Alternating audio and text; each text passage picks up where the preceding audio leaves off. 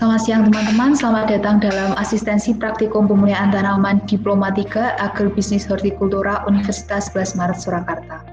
Sebelum kita memulai asistensi praktikum pada siang hari ini, terlebih dahulu mari kita mengingat kembali protokol kesehatan dari pemerintah agar kita selalu mencuci tangan dengan sabun dan di bawah air mengalir.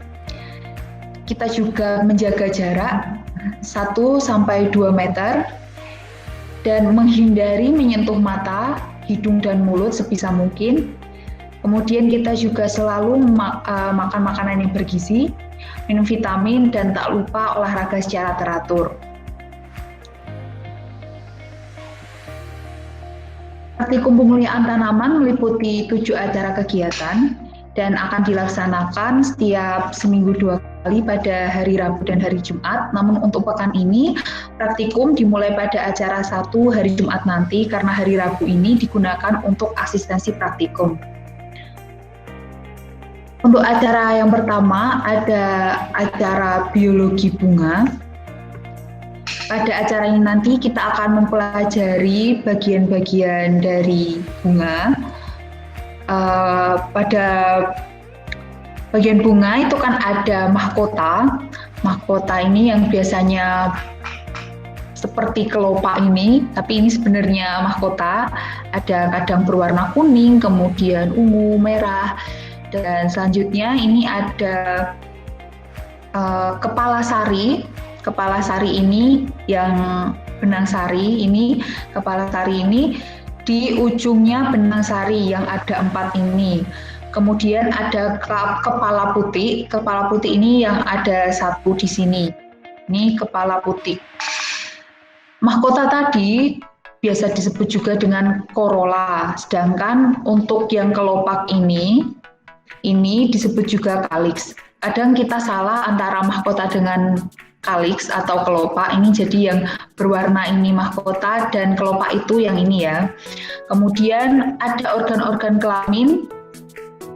Ini benang sari dan putih tadi. Dan untuk bunga itu punya tipe kelamin, ada yang kelamin jantan, itu ada stamen, filamen, antera, dan polen. Kemudian untuk yang kelamin betina ada pistil, stilus, stigma, dan ovulum. Nah, pada gambar ini ada sebelah kiri ada bunga jantan pada anggrek dan sebelah kanan ada bunga betina pada anggrek. Umumnya untuk bunga jantan anggrek terletak di depan dan polennya berwarna kuning ini yang ditunjukkan dengan tusuk gigi ini. Sedangkan untuk bunga betina dari anggrek ini terletak agak dalam dan setelah dari bunga jantan, umumnya berwarna putih dan dia sedikit berlendir. Berdasarkan alat kelaminnya, ada bunga ini dibedakan menjadi 3. Ada bunga banci atau bunga sempurna, yang dimana dia memiliki 2 alat kelamin atau hermaphroditus. Dia punya benang sari maupun putih. Yang kedua ada bunga kelamin tunggal atau uniseksual yang hanya memiliki 1 kelamin saja. Contohnya jagung itu cuma punya benang sari atau maskulus dan putih saja atau feminus. Dan yang ketiga adalah bunga mandul atau steril. Jenis bunga ini tidak memiliki benang sari maupun putih alias tidak memiliki alat kelamin sama sekali. Tujuan dari praktikum acara 1 ini yang pertama adalah untuk memahami biologi bunga pada tanaman, yang kedua memahami fungsi biologi bunga untuk kaitannya dengan pemulihan tanaman, dan yang ketiga agar praktikan mampu menggambarkan serta menguraikan bagian-bagian dari bunga serta fungsinya bagi tanaman. Bahan yang akan digunakan dalam praktikum ini antara lain ada bunga padi, kemudian bunga pepaya, kemudian bunga cabai, kemudian bunga jagung, dan bunga anggrek.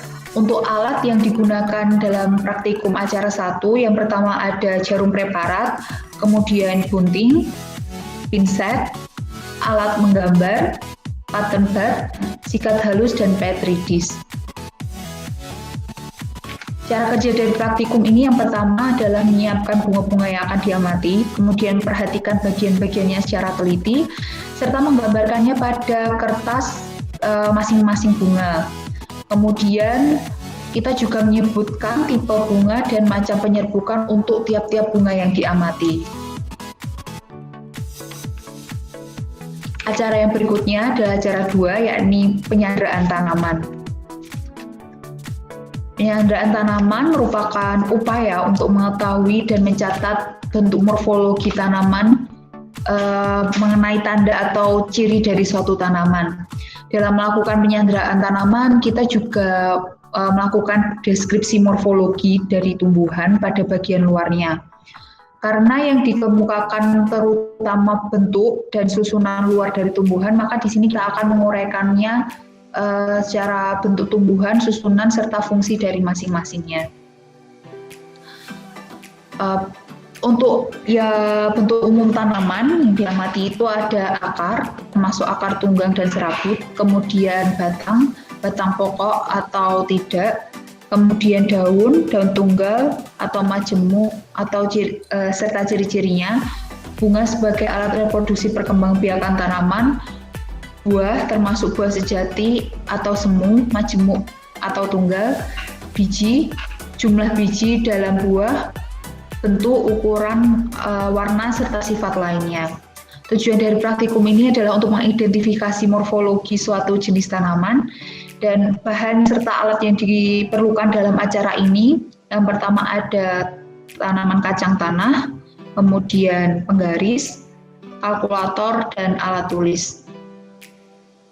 Cara kerja dari acara 2 yang pertama adalah mengamati bentuk umum tanaman. Ini bentuk pohon tanaman kacang. Ini diperhatikan bentuknya pohon, semak, atau perdu, atau rerumputan.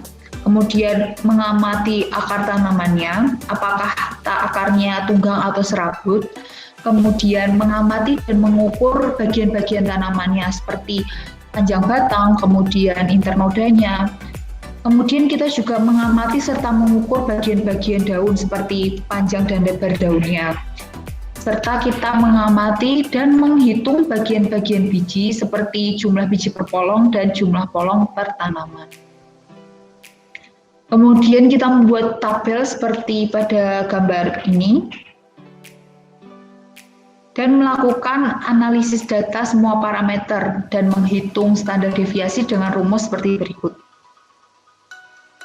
Nantinya panduannya akan dilampirkan pada link yang akan di-share tiap-tiap praktikum. Kemudian kita juga akan menghitung kisaran terpanjang maksimum dan kisaran terpendek minimum.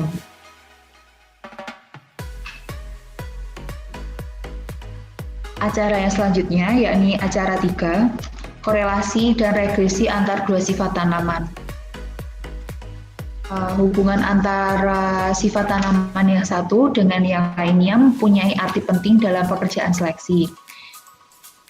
Seleksi adalah salah satu kegiatan dalam pemuliaan tanaman. Untuk itu kita perlu mempelajari korelasi dan regresi antar dua sifat tanaman. Korelasi antar dua variabel menyatakan hubungan antara kejadian yang satu dengan kejadian yang lain. Apabila variabel X dan Y mempunyai korelasi, maka nilai X yang sudah diketahui dapat dipakai untuk meramalkan Y. Sebagai contoh, tanaman padi, ketika kita mengamati malai tanaman padi, kemungkinan panjang dari malai padi akan berpengaruh terhadap pada tanaman padi. Tujuan dari praktikum acara 3 adalah agar mengetahui arti korelasi dan regresi antar dua sifat tanaman. Kemudian bahan yang digunakan adalah malai padi dan alat yang digunakan adalah penggaris, kalkulator, kertas milimeter, dan alat tulis. Cara kerja dari acara 3, yang pertama kita mengambil malai sebanyak 10 untuk dijadikan ulangan, kemudian mengukur panjang malai padi dengan satuan sentimeter yang kemudian digunakan untuk variabel X dan menghitung jumlah cabang atau malai yang digunakan sebagai variabel Y. Kemudian membuat tabel seperti pada gambar yang nanti akan dilampirkan pada pedoman praktikum. dan menghitung perhitungan dengan rumus sebagai berikut. Baik, kita lanjutkan acara 6 yaitu kastrasi dan hibridisasi. Hibridisasi adalah perkawinan antara individu, varietas atau spesies yang berbeda. Tujuan hibridisasi adalah memperoleh genotip baru yang diinginkan. Sebelum melakukan hibridisasi, seringkali perlu kastrasi atau emaskulasi, yaitu tindakan menghilangkan alat kelamin jantan dari tanaman induk betina. Tujuan kastrasi adalah untuk menghilangkan benang sari dan bunga yang dipilih sebagai induk betina agar tidak terjadi perkawinan satu bunga. Beberapa metode kastrasi yaitu adalah forcing method, menghilangkan benang sari dengan membuka tutup bunga yang masih menutup dengan paksa, dan kedua adalah bagging method, yaitu menyelubungi bunga sehingga menjadi lebih panas dan membuka. Clipping method dengan menggunting ujung kutub bunga sehingga tinggal putiknya saja, dan yang keempat adalah hot water treatment, yaitu bunga diletakkan di atas air panas sampai membuka. Yang kelima, blowing method, bunga dibungkus dan kemudian dipanaskan hingga membuka. Dan yang kelima, sucking method, yaitu kuncup bunga dipotong kemudian benang sari diambil dengan pompa penghisap. Berikut ini adalah contoh-contoh dari kastrasi dan hibridisasi pada tanaman padi. Tujuan dari praktikum ini yaitu mempelajari teknik hibridisasi dan kastrasi pada tanaman padi. Manfaat dari praktikum ini yaitu mendapatkan bekal, keterampilan, dan bahan pengetahuan tentang teknik hibridisasi dan kastrasi pada tanaman padi. Alat dan bahan yang digunakan yaitu gunting, tusuk gigi, gelas, selotip, lakban, dan kertas minyak.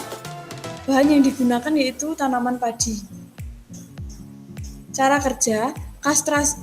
Yang pertama adalah kastrasi, yaitu memilih bunga yang masih kuncup, dipegang antara telunjuk dan ibu jari, membuang daun kelopak bunga dengan pinset, kemudian mencabut mahkota bunga dengan pinset, dan yang keempat mengambil kepala sari sampai bersih dengan pinset sehingga tinggal satu kepala putik saja.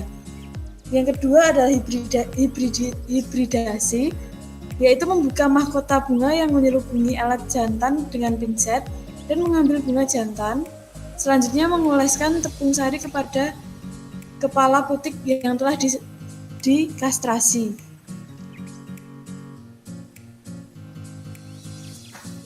Ya, selanjutnya adalah acara 7, karakterisasi tanaman hortikultura. Karakterisasi merupakan kegiatan penting dalam pengelolaan plasma nutfa yang digunakan untuk mendeskripsikan suatu varietas dalam rangka seleksi tertua untuk program pemulihan tanaman. Karakterisasi morfologi meliputi kegiatan inventarisasi dan eksplorasi, yaitu mengetahui jumlah, habitat, status keberadaan pemilik, sebaran genetik, dan manfaat bagi masyarakat sekitar. Identifikasi morfologi tanaman adalah identifikasi terhadap karakter luar tanaman secara kualitatif maupun kuantitatif. Tujuan dari praktikum ini yaitu mempelajari cara melakukan karakterisasi tanaman hortikultura. Alat dan bahan yang digunakan yaitu tanaman hortikultura. Alat yang digunakan adalah deskriptor tanaman hortikultura, alat ukur, alat tulis, dan alat dokumentasi.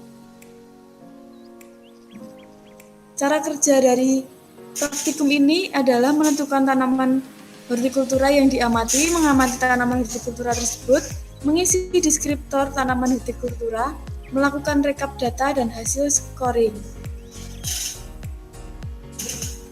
Berikut adalah kelompok-kelompok dari praktikan hortikultura yang sudah dibentuk.